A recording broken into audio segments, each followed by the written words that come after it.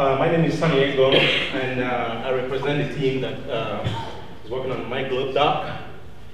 So this idea came to me because a physician in Dublin, Ireland, called me up.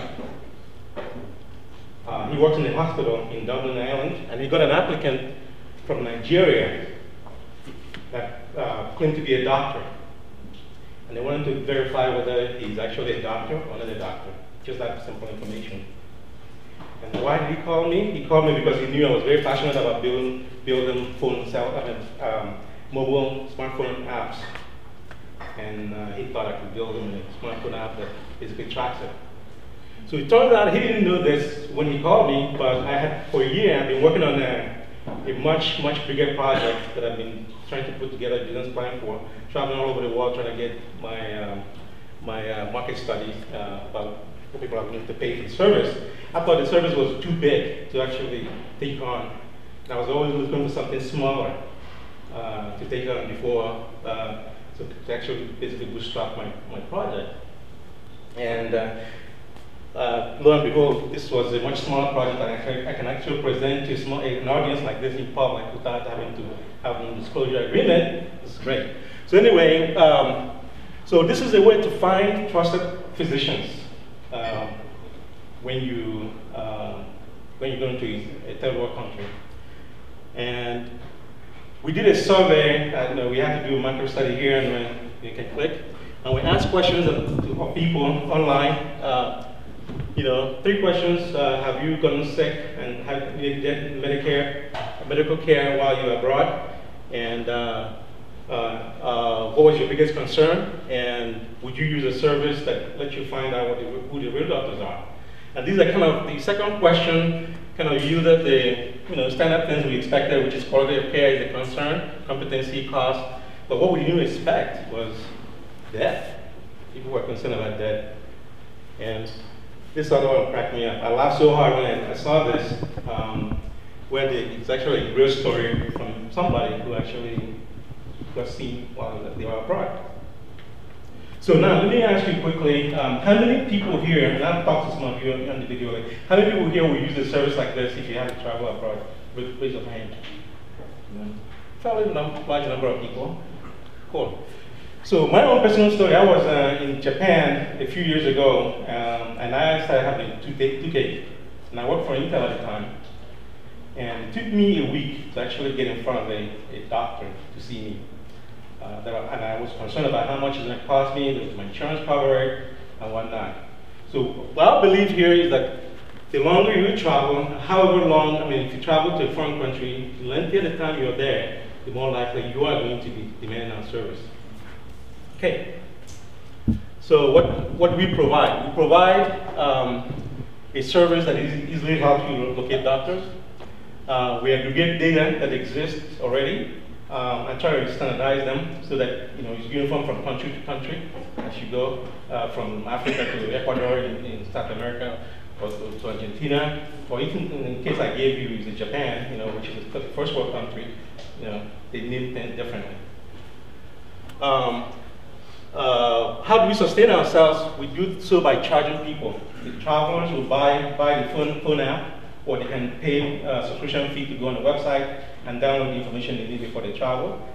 We're charging local healthcare consumers who have smartphones. We're also charging local doctors that can work with each other. They all have different specialties. In the US, we have I think it's called Doximity, which helps physicians in the US locate each other. Such service doesn't exist in third world countries, and we're going to be that service. Okay. We will also, when I talk about this, we'll also partner with, actually, Carol, if you don't mind. This is our socially responsible piece. We're going to have the SMS service that we are going to provide to the poor through organizations such as Doctors Without Borders. Will offer the service that they can have a coupon that they can give to people so that they get the service for free. Initially, there'll be 4 cents for a charge for the phone transmission, and when we get the profit, we'll be able to cover that. Initially, we'll ask Doctors Without Borders to do that, and we'll provide them the software. Okay, so We're going to stop here. Mine? All right, that's time. On to the question and answer. If we could make sure we repeat the question so everyone can hear. Judges? we do have a demo. Unfortunately, Brian, who's the third team member, got ill. He had to leave. So it's very unfortunate. He worked really hard and it's a pretty cool demo. But we don't have time. Yeah. So I really like what you're doing. I think there is a reason why you're doing that. Is this only for developing countries or is it for developed and developing countries? Developed and developed countries. And have you looked at a use case like if I'm traveling, say with Intel, I would expect Intel to cover some insurance, to give me some insurance, or recommend a set of doctors. Like when I travel with a corporate, they give me a set of doctors. If I'm going for a long period of time, or if I'm going to visit somebody, I would trust, that person's opinion in terms of what doctors I should go and see. I mean, have you looked at that use case? Or? That use case is actually quite interesting because people tend to, if you go to a hotel, a 5-star hotel, they will recommend a doctor for you. But the problem there is you don't even know he's a doctor. You just have a reputation. You might have a doctor's sign on his office, but you don't really know whether he's a physician or not. In the case of Nigeria, there's 60,000 doctors in Nigeria, probably 820 practicing. So if my parents, my relative would recommend somebody to me, how would I know if he's really a physician? How do you balance? Well, if we have the service, we'll actually be able to pull in the certification data and licensing data that they have to maintain yearly. That's part of the first phase of how we pull the data in. And then once they're in, they can actually go in and populate additional information about which offices they work in, what day, what hours, what their specialty is, do they speak English, anything you can think of asking when you find a doctor. Build it in additionally on the certification data. Sunny, how do you think about getting the word out to people before they need it? Like, if there was an emergency, then I might be looking for this information, but at that moment, before that, I'm not sure how I become motivated to know that this exists. So travel agencies, local hotels that you may always ask, so there's marketing. Actually, we didn't have a marketing person in our team, so we will explore further how to. One idea that I thought was a good idea was actually working with medical boards within. What the doctors love to do is actually to belong to associations and membership in associations. So targeting big medical associations to actually get them interested in it because they're part of our paying customers as well. So that's one we can hit a group of them at a time. So not a question, but maybe just some direction, advice on the business model here. You have a very niche market. The cool thing about it is the niche that you have would probably be interested in it.